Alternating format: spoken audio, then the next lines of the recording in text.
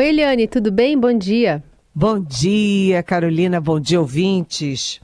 Vamos falar com essa notícia, começar com essa notícia quente do dia, que é a prisão preventiva do ex-diretor-geral da Polícia Rodoviária Federal, Silvinei Vasquez, numa operação sobre interferência do segundo turno das eleições de 2022, especialmente no dia 30, quando teve aquelas blitzes, né, especialmente na região Nordeste lá, que depois teve uma chamada do ministro Alexandre de Moraes para parar imediatamente para se seguir o turno e a votação nessa região do país, que é muito associada ao presidente Lula. Eliane.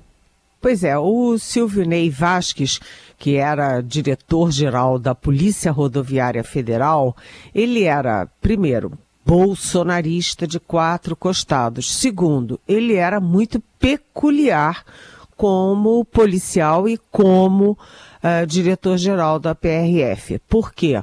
Porque diretor-geral de uma polícia responde ao ministro da área.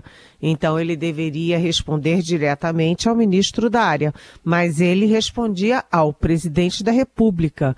Tem foto com o presidente da República, visitava o presidente da República. Enfim, já era estranho, né? O meio policial já achava que havia alguma coisa errada.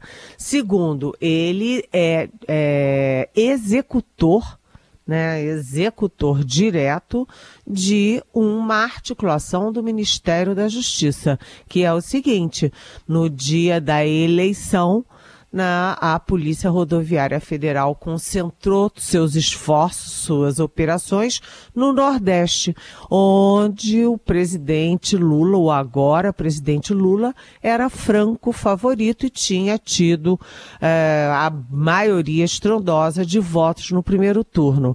E isso tem toda uma narrativa, porque o Ministério da Justiça, né, a inteligência do Ministério da Justiça, mapeou os locais onde o Lula tinha sido mais votado no primeiro turno. Aí o ministro da Justiça, o Anderson Torres, pegou um avião, foi para a Bahia, se reuniu com a Polícia Rodoviária Federal. E no dia da eleição, a Polícia Rodoviária Federal simplesmente agiu muito claramente para impedir a chegada de ônibus, de vans, enfim, com eleitores que tinham bandeiras do PT, as bandeiras pró-Lula. Isso aí ficou muito evidente pelos números, porque o Nordeste teve muito mais operações no dia da eleição do que no Sudeste todo, por exemplo. Por quê? Por que as operações se concentraram no Nordeste, que era um reduto lulista-petista, e foram secundárias no Sudeste, que era considerado um reduto bolsonarista? Então, ele está preso agora, foi preso nesta manhã, e é suspeito de participação no golpe contra as eleições. Realmente é uma vergonha isso, né? Sim, e o que essa prisão tem a ver com a oitiva e a atuação do ex-ministro da Justiça, Anderson Torres, que falou ontem à CPMI do golpe? Aliás, a gente vai até colocar um trechinho aqui para você, quando a relatora, a senadora Elisiane Gama, questionou ele sobre o efetivo presente no dia 8 de janeiro, ao que o ex-secretário afirmou que faltaram policiais para a contenção dos atos. A minha pergunta para o senhor é uma pergunta clássica, básica. A Polícia Militar, então, não enviou o efetivo suficiente para fazer o acompanhamento em relação à Praça dos Três Poderes? Eu acredito que, pelo que a gente viu nas imagens, faltou policiais. Nós estamos ouvindo pessoas do serviço de inteligência, nós estamos ouvindo pessoas da ação mais ostensiva e a fala é sempre a mesma. Eu mandei alerta, eles não cumpriram. Quem está do lado que deveria cumprir, que é a ação ostensiva, diz: olha, eu não estava aqui no Brasil, eu estava fora do Brasil, era para a Polícia Militar fazer e não fez. Então fica, na verdade, um jogo de responsabilidade e o que a gente vê foi um cenário que nós acompanhamos. Pois o Anderson Torres tem tudo a ver com o Silvinei Vasquez. Então, o Anderson Torres depois ontem na CPMI, hoje o Silvinei Vasquez é preso pela Polícia Federal. As duas coisas são interligadas, porque, como eu disse, né, a chefia da PRF era do Anderson Torres, e o Anderson Torres e o Silvinei Vasquez agiam a favor do Jair Bolsonaro nas eleições, e depois das eleições, quando o Lula ganhou, quando o Lula tomou posse, o Anderson Torres não era mais ministro da Justiça, mas era o secretário de Segurança do Distrito Federal. Ele era, portanto, responsável pela segurança do Palácio do Planalto, do Congresso Nacional, do Supremo Tribunal Federal, da Praça dos Três Poderes, no dia 8 de janeiro. E 2 dias antes, ou assim, em cima da hora, ele simplesmente pegou um avião e foi para Miami. E aí ele disse que imagina que tinha poucos efetivos, sim. Ué, mas como? Como tinha pouco? Primeiro, a CPMI tem documentos mostrando os alertas, sucessivos alertas da gravidade da situação toda. Um desses alertas, inclusive, citava explicitamente o risco de tentativa de, aspas, tomada de poder. E aí o secretário que era responsável por isso vai embora, e agora ele disse, pelas imagens, puxa, tinha mesmo poucos militares, poucos soldados, poucos policiais lá. Sim. E por culpa de quem, se ele era o chefe disso tudo? É inacreditável essa história toda, e tem mais. Ele tem um outro probleminha, né? O Anderson Torres, que é delegado da Polícia Federal de carreira, né? Ele tem um outro probleminha, que é o seguinte: ele guardava em casa, ele, que foi ministro da Justiça, né? Guardava em casa aquela minuta do golpe que previa simplesmente o fechamento, a intervenção federal no Tribunal Superior Eleitoral, TSE, para fazer uma comissão interventora, metade dela formada por civis e metade por militares. E aí, quando lhe perguntaram na CPMI o que o Anderson Torres disse, aquilo é uma aberração e não tem validade jurídica. Então, por que ele guardou uma aberração sem validade jurídica? Não apenas guardou, como levou para casa e guardou entre seus pertences pessoais. Quer dizer, é uma situação muito complicada, e o Anderson Torres compromete o Silvinei Vasquez, e o Silvinei Vasquez compromete o Anderson Torres. Reforçando aqui que ambos são policiais, né? O Silvinei Vasquez é profissional, policial de carreira da Polícia Rodoviária Federal, e o Anderson Torres é profissional, ele é policial da Polícia Federal, é um policial de carreira. Então, as suas instituições também não ficam nada felizes quando essas coisas vêm à tona e colocam um dos seus, que teve cargo de relevância, foi o diretor-geral da sua instituição e foi depor de tornozeleira. Esse foi o caso ontem do Anderson Torres. E hoje, qual é o orgulho que a PRF pode ter de ver o seu diretor-geral preso pela Polícia Federal por determinação do Supremo Tribunal Federal. Carolina. Eliane Cantanhede conosco para falar agora sobre o texto final da Declaração de Belém, documento aprovado ontem pelos 8 países da Organização do Tratado de Cooperação Amazônica na Cúpula da Amazônia, que deixou de fora metas claras para o desmatamento e a exploração de petróleo na região, restando apenas intenções sobre esses pontos. O objetivo é zerar o desmatamento ilegal do bioma até 2030, proposto pelo Brasil, e não foi incluído por falta de consenso entre os países. Tem um obstáculo também imposto pelo governo brasileiro, que foi sobre a adoção de um veto à exploração de petróleo por defender a atividade da Petrobras. A gente ouviu ontem uma manifestação bastante contundente do presidente colombiano, Gustavo Petro, sobre os países vizinhos, pela falta de compromisso contra a exploração de petróleo endereçado ao Brasil. A gente ouve um trecho. E aqui vem um enorme conflito ético, sobretudo para as forças progressistas, que deveriam estar afines à la ciencia. Las derechas tienen un fácil escape, que es el negacionismo, negar la ciencia. Para los progresismos es muy difícil. Entonces genera otro tipo de negacionismo, que es más o menos aplacemos las decisiones. No lo pongamos en la declaración, sino tomemos las decisiones. Si la selva produce petróleo, pues está matando a la humanidad. En un doble efecto, porque deja de ser selva, deja de ser esponja y al mismo tiempo emite CO2. No, que es que el aparato económico, que es que el desarrollo nacional, que es el negacionismo, aplazando las decisiones, que son fundamentales para la vida. Falou em negacionismo, Eliane, foi uma fala bem forte.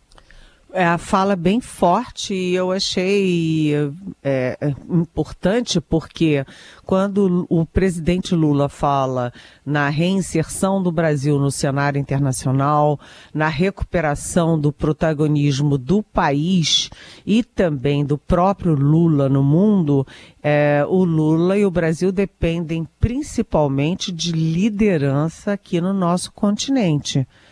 Essa é a alavanca do Lula, é a alavanca do Brasil. O Brasil, quando fala lá fora, em qualquer fórum internacional, ele não pode falar sozinho, ele fala em nome do Mercosul, fala em nome da liderança do Brasil na América do Sul. O Brasil, que é o país mais rico, de maior território, de maior população aqui da nossa região. Portanto, é um líder natural. Mas vocês reparem que ele tem sido, o Lula tem sido questionado principalmente pelo Uruguai, pelo Lacalle Pou, e principalmente pela aproximação com a Venezuela, e agora também, olha só, o Petro foi muito duro ao falar do negacionismo, dizer que negacionismo é próprio da direita que nega a ciência,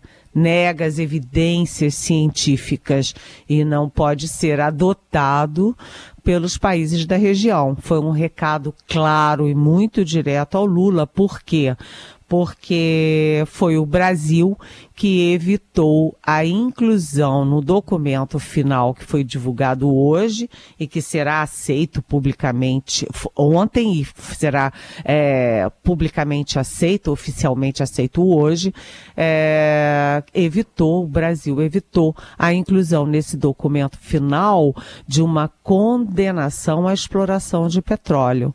E por que fez isso? Porque o Lula está tendendo a aprovar estudos para exploração de petróleo na foz do Rio Amazonas. Lembrando que a Petrobras, que é a grande petroleira, é a favor e reivindica esses estudos, mas o IBAMA, que é o protetor do ambiente, é contra.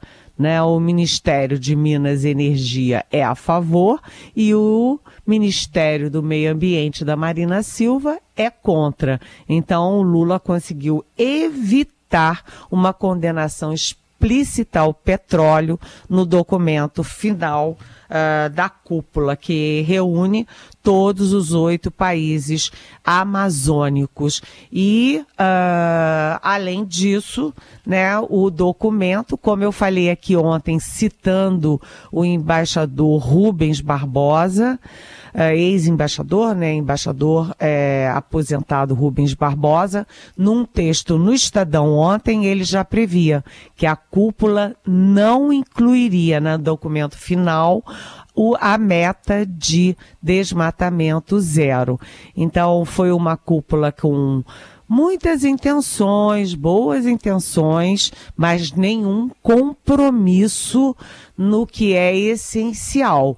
O Lula hoje continua lá no Pará, em Belém do Pará. Ele tem a foto oficial com os participantes, depois ele tem uma reunião dos participantes do tratado, o Tratado de Cooperação Amazônico, com os convidados, por exemplo, com a Noruega, que é a maior financiadora do Fundo Amazônico, com o presidente do Congo, com o presidente da República Democrática do Congo, e depois o Lula, pertinho das 6 horas da tarde, vai para o Rio de Janeiro. Ou seja, a cúpula, vamos dizer assim, o noticiário não é estrondoso como se gostaria e como se imaginava.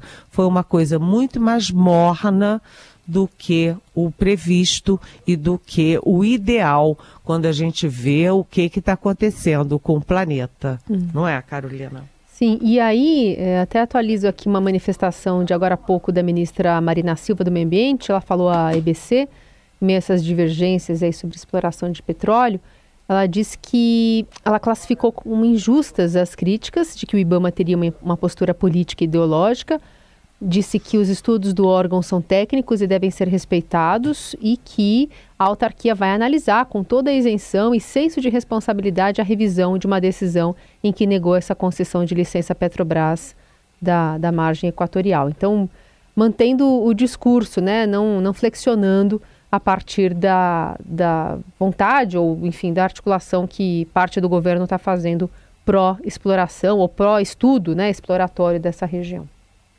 Exatamente, a Marina Silva é o carro-chefe nessa área toda agora. Atenção, o presidente Lula, ele tem dito o seguinte, que é preciso conciliar a preservação da floresta, mas garantindo o sustento e a renda da população que vive ali.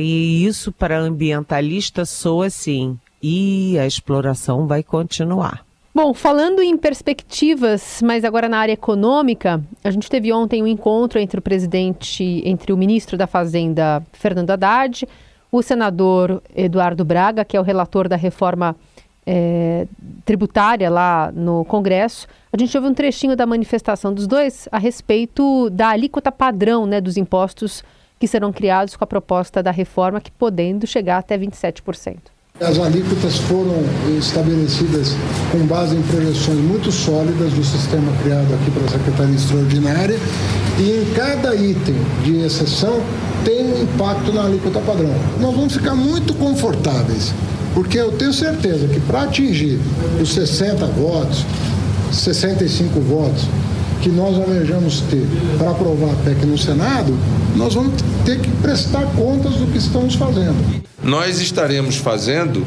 as análises em cima de um estudo que fez uma análise de custo-benefício. Nós vamos poder analisar cada um dos pontos em cima dos números e a população brasileira, o contribuinte, o empresário, o setor produtivo, a sociedade brasileira vai tomar conhecimento disso. Isso.